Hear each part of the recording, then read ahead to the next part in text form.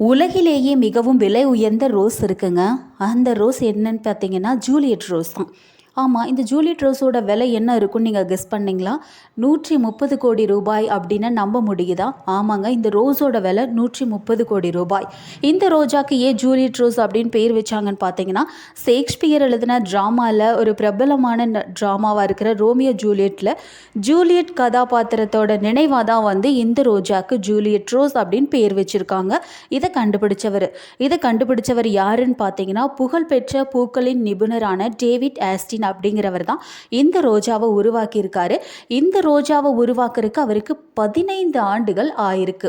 இந்த 15 ஆண்டுகளுக்கு அப்புறம் தான் வந்து இந்த ரோஜாவை இவர் 2006 விற்பனைக்கு கொண்டு வந்திருக்காரு. இந்த ரோஜாவோட மதிப்பு வந்து அப்போ 90 கோடி ரூபாய்க்கு வந்து விற்பனை ஆயிருக்கு. இது வரலாற்றிலே இல்லாத அளவுக்கு அதிகபட்ச விற்பனை தொகைங்க.